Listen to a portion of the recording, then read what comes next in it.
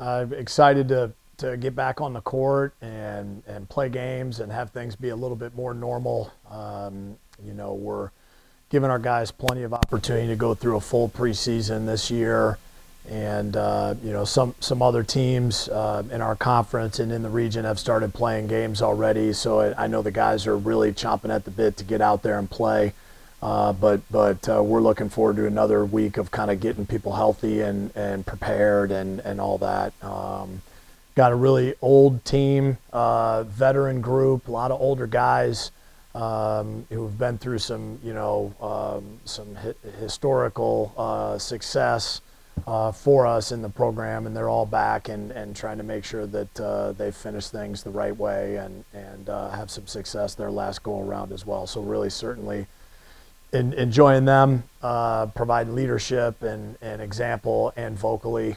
So it's been good.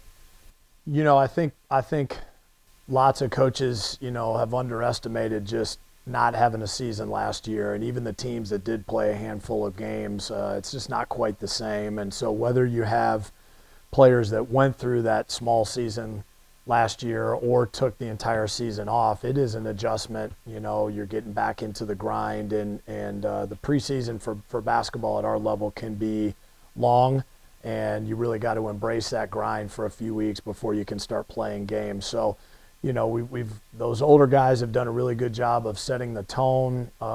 We always have high expectations here and want to do great things in the program. That's part of the reason why guys come to Wittenberg, is to be part of the history and the tradition. So expectations are high. Our older guys really set the tone. They prepare a certain way. Our young guys who have got a lot of talent and are ready to kind of contribute as well have bought in. They're listening, they're learning, they're trying to follow the example of the older guys. So it's been fun to watch, and again, just fun to be back to being in the gym and having your team together with your coaches and your players and going through stuff in a normal way has been really exciting. With the history of the program, there's some inherent expectations that go with it, and one of the things though that I think has driven the success of the program through decades has just been how competitive it is every day in practice. And you hear a lot of stories from our alumni about how there was lots of guys on the team that couldn't get on the court but were really, really good players. And I think so that's been pretty consistent in our program. And we have that now. So we've just tried to really make sure that everything we do is competitive, and that talented group of young guys, they need to take that talent, but they need to understand how hard things really are. And you're just because you had a great high school career and had some success individually or on some really good high school teams, it doesn't necessarily translate unless you're going to do stuff the right way. You got to compete. You got to earn everything you get. We talk about that a lot. So, those older guys really they understand those expectations and how everything is competitive, and they set the tone by trying to win every drill that we do. Anytime we're in a situation where the scoreboard is on and there's a winner or a loser, guys are trying to be on the winning side.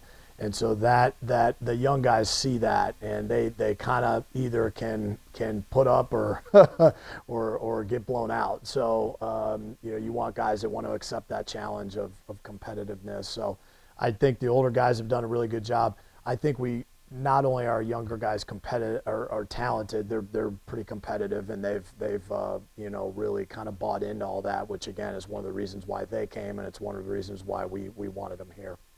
Yeah, we're excited to be part of the event. It's one of the best kind of early season Division III events in the country. We were fortunate enough to play in it 3 years ago, and I think it kind of catapulted us to the success that we had that year, but it really made our guys understand that we can get back to competing on a regional and a national stage and at that level. So we're excited to be invited back. Hendricks has already played a game. They will have played a couple more games before we play them. LaRoche plays a couple of games, I believe, before we play them as well.